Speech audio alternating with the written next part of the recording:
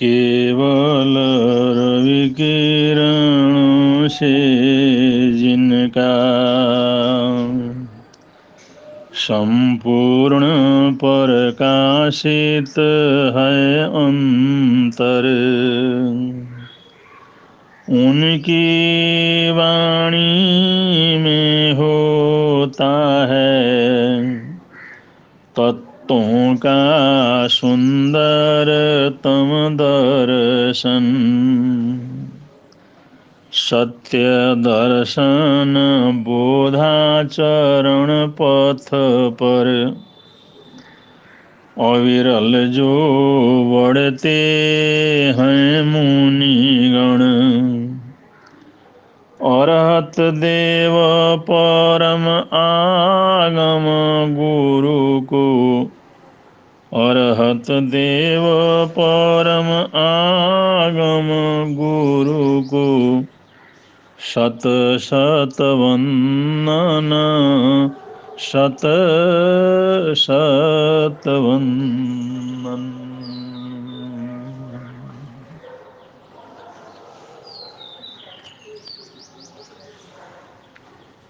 स्वस्थ शरीर सबसे बड़ा सुख है। लंबी जिंदगी जीने के लिए, सुखद जिंदगी जीने के लिए, आनंदपूर्ण जीवन को जीने के लिए स्वस्थ शरीर की सबसे पहली जरूरत होती है। स्वस्थ शरीर हो तो खा भी सकता है, पी भी सकता है, चल भी सकता है, सभी तरह के आनंद का अनुभव भी कर सकता है।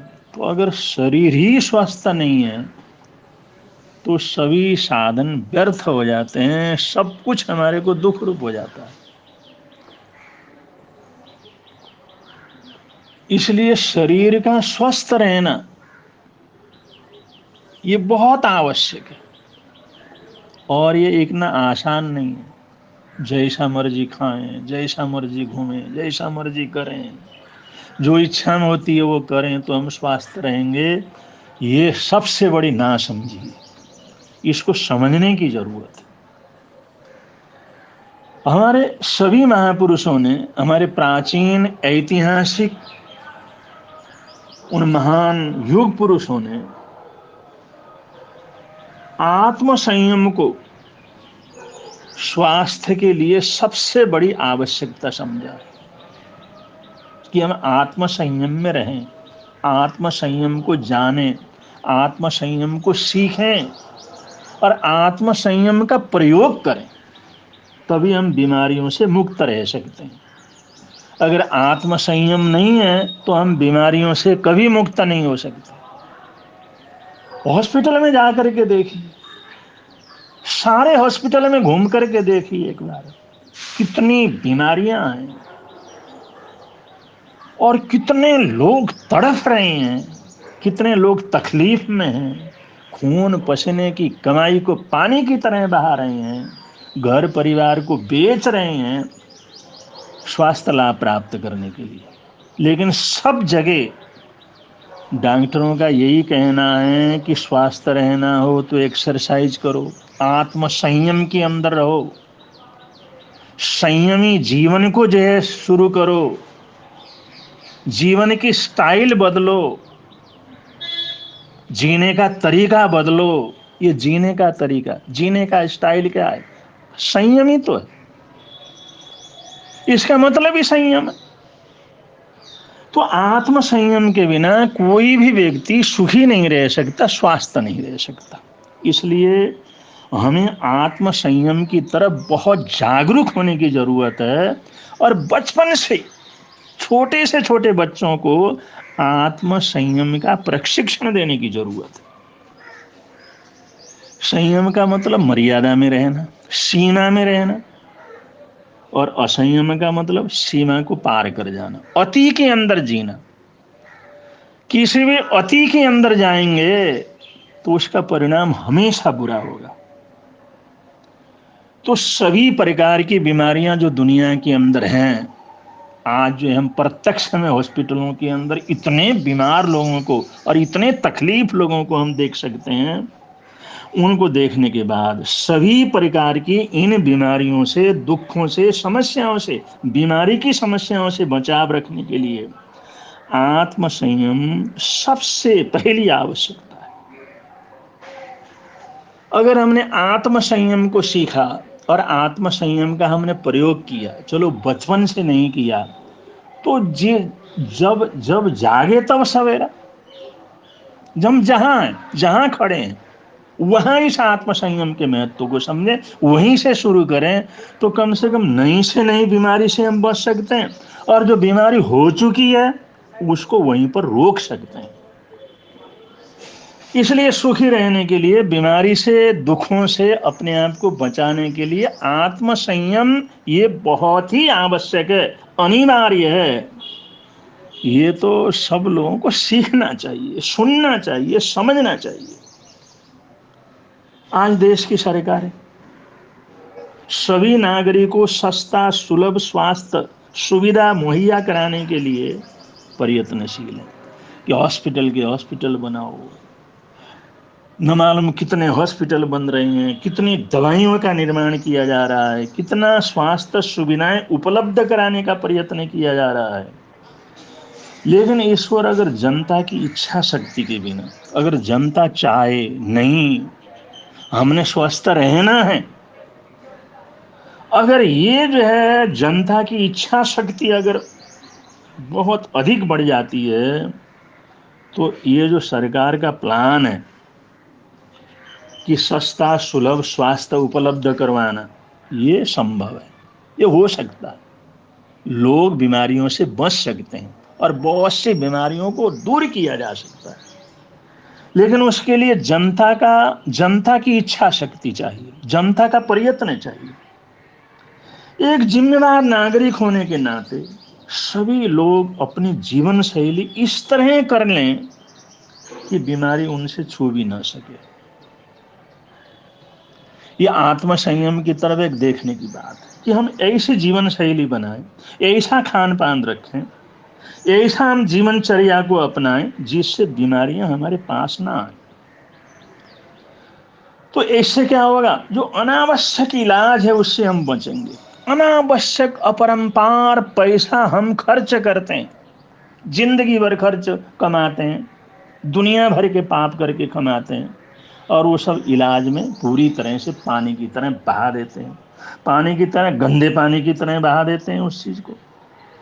हमारे को मिलता क्या, पहले भी दुख और बाद में भी दुख।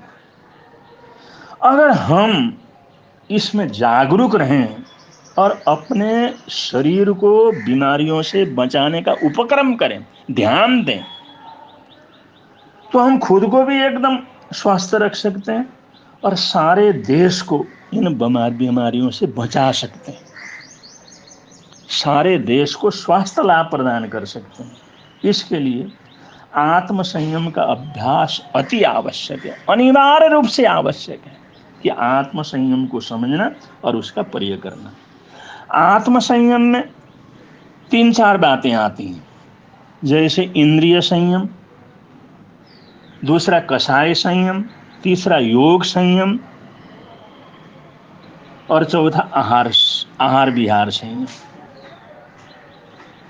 ये आवश्यक रूप से समझने की जरूरत है। मनुष्य की जो 5 इंद्रियां हैं, इंद्रियों की शक्तियां, ये इंद्रिय बड़े महत्वपूर्ण हैं।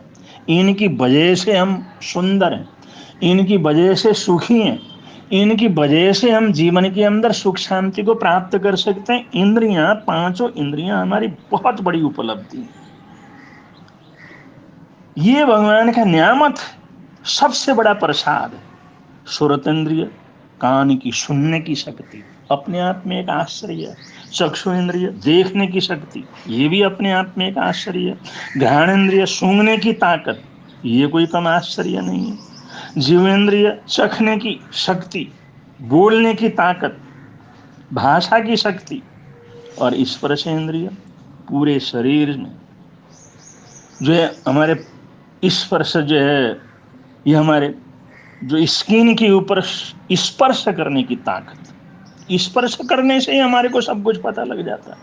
ये ऐसी अद्भुत ये 5 उपलब्धियां हमारे को उपलब्ध हैं।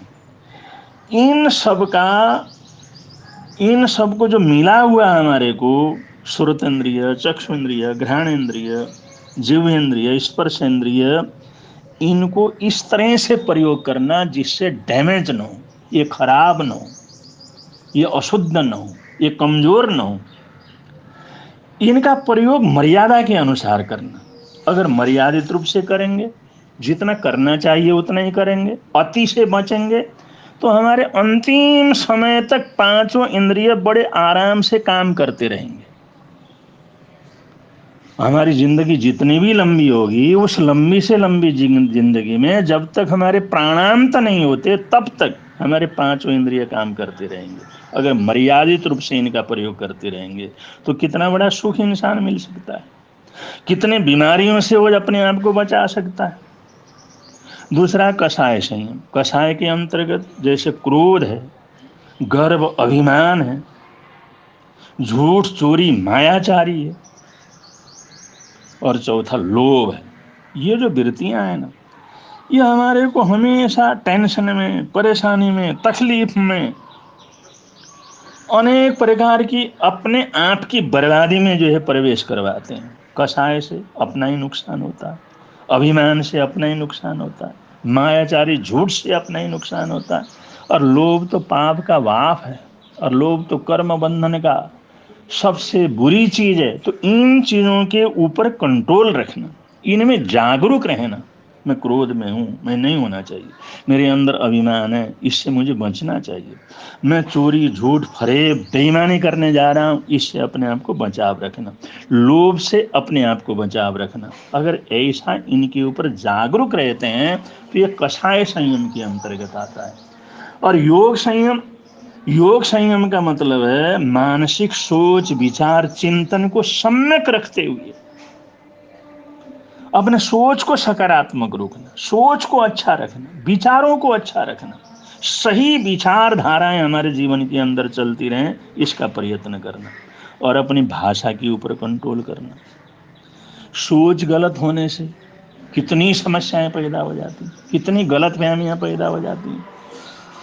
नकारात्मक सोच के कारण कितने भयंकर समस्याओं का सामना करना पड़ता है। ऐसे भाषा, अगर भाषा के ऊपर हमारा कंट्रोल नहीं है, भाषा का सदुपयोग हम नहीं करते, मर्यादा से अधिक बोलते हैं, मर्यादा से बाहर बोलते हैं, जो नहीं बोलना चाहिए वो बोलते हैं, तो बेमतलब की परेशानियां, बेमतलब की मुसीबतें खड़ी कर देते हैं, बेमतलब की बीमारियां पैदा हो जाती हैं। इसी तरह शरीर के जो अनावश्यक जो हरकत हैं शरीर की, वो भी तरह तरह की बीमारी के कारण हो जाते हैं। इसलिए चाहे हमारे मन हो, चाहे वचन हो और काय हो, ये तीनों को मर्यादित रखना। और काय संयम के अंदर व्यायाम करना, श्रम करना, योगासन करना, प्राणायाम करना, भ्रमण करना, अपना काम अपने आप करना, स्वावलंबन के साथ जीने का प्रयत्न करना, और कोई भी छोटे से छोटा कार्य करने में शर्म महसूस नहीं करना, उसको पूजा समझ करके करना। ये सब योग संयम के अंतर्गत आता है। और आहार विहार, आहार निहार संयम, और आहार निहार संयम भी बहुत आवश्यक है। आहार मतलब ग्रहण किया जाता है, और निहार हमारे शरीर से जिस चीज को हम बाहर निकाल करके फेंक देते हैं। तो आहार में हमारे को भोजन का विवेक होना चाहिए, पथ कुपथ का विवेक होना चाहिए। मेरे शरीर के लिए, मेरे शरीर की प्रकृति क्या है, और मुझे कितना खाना चाहिए, कितना खाने से मेरा शरीर आराम से चल सकता है, कौन कौन सी चीज की जरूरत है मेरे शरीर को, उसी प्रकृति के अनुसार भोजन करना, और थोड़ा सा भोजन करना, जितना जरूरत है उसको भोजन करना।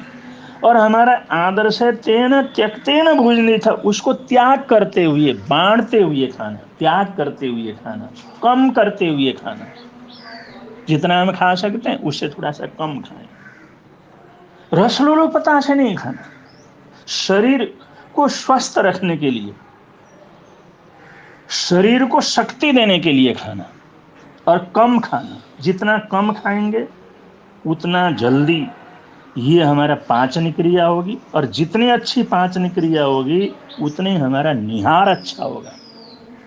और कभी भी अपने निहार को, चाहे हमारा जो जो हाजत है उस हाजत को, जैसे जंगल जाने की हाजत होती है, पेशाब की हाजत हो जाती है, तो इन हाजतों को, इस निहार को कभी रोकना नहीं। जब मन में आए जाऊं या नहीं तो तत्काल जाना। और जितना हम आहार का ध्यान रखेंगे और उतना निहार में भी जागरूक रहेंगे। अगर आदमी के मन में ये भावना पैदा होता है मुझे बाहर जाना चाहिए, जंगल जाना चाहिए, फिर किसी भी कारण से रोक करके रखता है, और फिर ऐसा जो है भाव आता है, ऐसा अंदर से जो है हिंट आता है, फिर उसको अनसुना कर देते हैं। इससे ही हमारे जीवन में ये कब्ज की सबसे बुरी बीमारी पैदा हो जाती है, और कब्ज के साथ साथ सारी बीमारियां शरीर के अंदर शुरू हो जाती हैं। इसलिए आहार और निहार, इसको आहार और विहार भी कहते हैं, इन दोनों के ऊपर जागरूक रहना, इन दोनों के ऊपर कंट्रोल रहना। जितना सादा, जितना कम हमारा आहार होगा उतना ही अच्छा हमारा निहार होगा। इस बात को समझना, ये सब जो है आहार विहार संयम, आहार निहार संयम के अंतर्गत आता है। और इनके साथ साथ इन तीनों के लिए, सबके लिए श्रम, शारीरिक श्रम होना चाहिए, भ्रमण होना चाहिए, उठना बैठना चाहिए, लगातार बैठे रहना, लगातार खड़े रहना, ऐसा नहीं। हम शारीरिक श्रम को समझें, और व्यायाम, जो भी व्यायाम हो सकता है करें, छोटे मोटे जितना कर सकते हैं। किसी भी उम्र में कोई व्यायाम करते हैं तो बड़े बड़े आसन करने की जरूरत नहीं, हिलन चालन शरीर का होना चाहिए, शरीर के हर अंग का हिलन चालन होना चाहिए। सूक्ष्म क्रियाएं, हम खड़े खड़े सूक्ष्म क्रियाएं कर सकते हैं, बैठे बैठे सूक्ष्म क्रियाएं कर सकते हैं, और आसन और प्राणायाम, ये हमारे को विशेष रूप से हमेशा इनको करते रहना, अभ्यास करते रहना बहुत आवश्यक है। अगर ये प्रवृत्ति हमारी बराबर रहती है तो हम ये आत्म संयम के द्वारा हम अपने शरीर को तरह तरह की बीमारियों का शिकार होने से इसको बचा सकते हैं। संतुलित मात्रा में किया गया भोजन तकलीफ कभी नहीं देता, शरीर को शक्ति देता है, शरीर की ऊष्मा को बढ़ाता है, शरीर की शक्ति को जो है बढ़ाता है। अगर संतुलित मात्रा में, कम मात्रा में और प्रेम पूर्वक, सद्भावना पूर्वक हम भोजन करते हैं,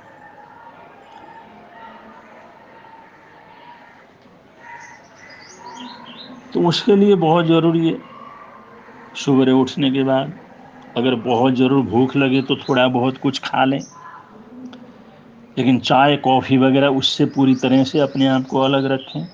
खाली पेट चाय पीना ये जो बहुत खतरनाक है। बेड टी लेते हैं, ये सबसे बड़ी बीमारी है। इसलिए अगर शुगर तुम्हारे को लेना हो तो भोजन ले लो, 1 गिलास लो, 2 गिलास लो, और कुछ घंटे के बाद जैसे सूर्य उदय हो और सूर्य का प्रकाश फैले और हमारा शरीर भोजन पचाने की स्थिति में आए तो हम अच्छी तरह से भोजन कर लें, और शाम को हम कम भोजन कर लें, सूर्यास्त के बाद भोजन न करें, गरिष्ठ भोजन न करें। तो ऐसे अगर हम अपने पेट का और पेट के कार्यकलापों का अगर सहयोग करते हैं, जठराग्नि का अगर सहयोग करते हैं और जठराग्नि को मंद पड़ने से अगर बचाते हैं, पाचक रसायनों का वो बनने में उनको सहयोग प्रदान करते हैं, तो ऐसा जो प्रयत्न है, ऐसी जो जानकारी है, ऐसा विश्वास है और ऐसा प्रयत्न है, ऐसा उपक्रम है, ये सब आत्म संयम के अंतर्गत आता है। और आत्म संयम के अभ्यास से तन, मन और चित्त पर पड़ने वाले जितने तनाव हैं उनको दूर किया जा सकता है, सारे स्ट्रेस दूर किया जा सकता है, सारी चिंताओं से हम मुक्त हो सकते हैं आत्म संयम के द्वारा, और हर हालात में चिंताओं से मुक्त रह सकते हैं, और अपने शरीर को इतनी स्वस्थता प्रदान कर सकते हैं कि हमें कभी भी ये इलाज के लिए पैसा बर्बाद करने की ज़रूरत नहीं पड़ेगी। जब बीमारी नहीं होंगे, जब अपना ध्यान रखेंगे, अपना संयम रखेंगे, संयमित जीवन को जिएंगे, बुरी बीमारियों के शिकार नहीं होंगे, तो हमारे को कहीं जाना नहीं पड़ेगा। और उसके इलाज के अंदर जो है ज़्यादा से ज़्यादा जो पैसा खर्च होता है वो खर्च करने से हमारा बचाव होगा। एक व्यायाम करने से, प्राणायाम करने से, आसन करने से, योगासन करने से अगर लाखों रुपया से खर्च से हम बच सकते हैं, तो इससे अच्छा रास्ता क्या हो सकता है। इन चीज़ों से अगर बीमार होने से हमारा बचाव हो सकता है, तो इससे अच्छा रास्ता क्या हो सकता है। इसलिए आज तो सारी दुनिया में योग दिवस का महत्व है, योग का महत्व है, योग के अंदर ये सारी चीज़ें आती हैं, सारी दुनिया के लोग इसके महत्व को समझ रहे हैं। तो हम लोग जो भारतवासी हैं, हम लोगों को तो बहुत अच्छी तरह से समझ करके इसको फॉलो करना चाहिए, इसका अनुसरण करना चाहिए। अगर हम आत्म संयम का अनुसरण करेंगे, तो सरकार के द्वारा जो सस्ता स्वास्थ्य देने का उपक्रम जो चल रहा है देश भर के नागरिकों को, उसमें सरकारों को पूरी तरह से सफलता मिलेगी और ये बीमारियां दूर होंगी और सुखद जीवन हम जीवन के अंदर जी सकेंगे। तो हर किसी को आत्म संयम की तरफ अपने कदमों को बढ़ाने की ज़रूरत है, आत्म संयम को समझने की ज़रूरत है, आत्म संयम को स्वीकार करने की ज़रूरत है, और सबसे ज़्यादा उसके ऊपर चलने की ज़रूरत है। सिर्फ समझने से नहीं, सिर्फ स्वीकार करने से नहीं, उसको चलना, स्वीकार करने का मतलब उसको चलना, जीवन में उतारना। अगर ऐसा करेंगे तो प्रभु की ऐसी कृपा होगी, हम किसी भी बीमारी की चपेट के अंदर नहीं आएंगे और हम अपने जीवन को सुखद अवस्था के अंदर जी सकेंगे, और ये जीवन की बहुत बड़ी सफलता होगी। ऐसी सफलता सबको मिले, ऐसी हार्दिक हार्दिक मंगल कामनाओं के साथ, सद्भावनाओं के साथ अपने वक्तव्य को विराम दे रहे हैं। बोलिए भगवान महावीर स्वामी की जय।